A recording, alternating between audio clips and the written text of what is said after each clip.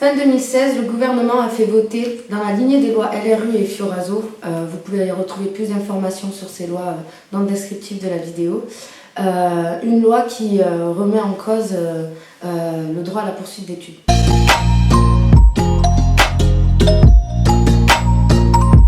Avant cette loi, la sélection se faisait entre le Master 1 et le Master 2 de manière illégale dans de nombreuses universités.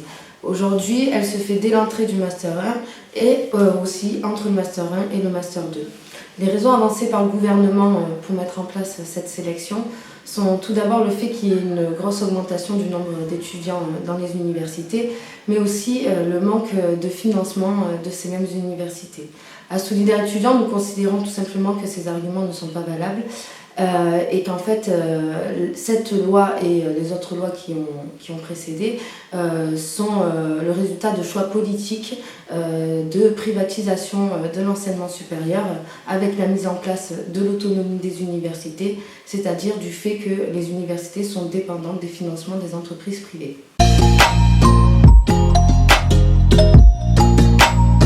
À Solidaires Étudiants, nous considérons que cette loi va augmenter la discrimination sociale et la sélection sociale à l'université. Tout d'abord parce qu'elle remplace le système d'examen par un système comme celui des systèmes de concours qu'on peut voir dans les écoles privées. C'est-à-dire que le fait d'avoir la moyenne et d'avoir sa licence ne suffira plus à avoir un master. De plus, cette loi met en place une hiérarchisation des masters, c'est-à-dire que les masters qui auront peu de capacité d'accueil vont être des masters dits d'élite, tandis que les masters avec des capacités d'accueil très larges seront des masters poubelles. Elle va aussi mettre en place une mobilité forcée pour un certain nombre d'étudiants qui vont être obligés de changer de ville et aller notamment dans des villes qui peuvent être plus chères pour pouvoir faire son master.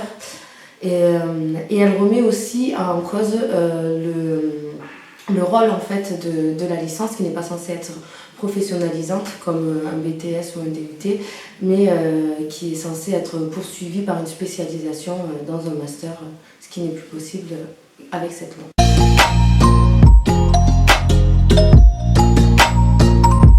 Pour trouver ton master, tu peux te rendre directement sur le site www.trouvermonmaster.gouv.fr.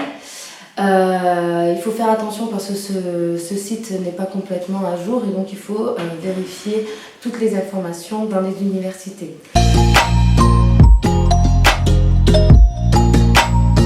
Pour candidater à Montpellier, tu peux te rendre sur le site e-candidat. Le lien sera dans le descriptif de la vidéo aussi. Les candidatures se font entre fin avril et mi-juillet. Et les dates peuvent varier par contre selon le master.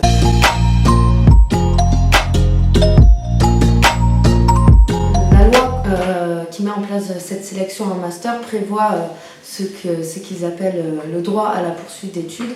C'est-à-dire que lorsque tu es refusé dans un master, tu as tout d'abord 1 mois pour demander les raisons du refus et 15 jours pour faire un recours auprès du rectorat qui lui du coup va te proposer 3 masters possibles dont un dans ton académie.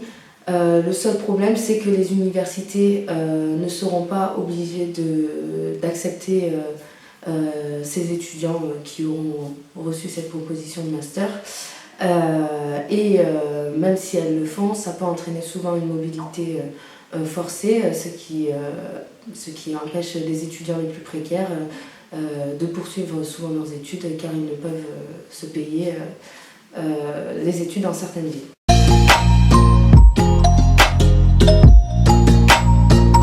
Pour les étudiants de Paul Valéry, toutes les capacités d'accueil de chaque master sont en lien dans le descriptif de la vidéo.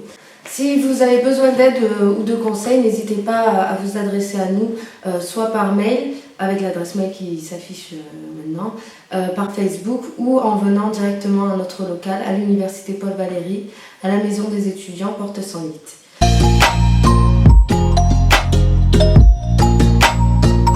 La loi n'a pas à être définitive et comme tous droits sociaux, C'est par les luttes et l'organisation collective qu'on pourra la faire retirer. A plus dans les luttes.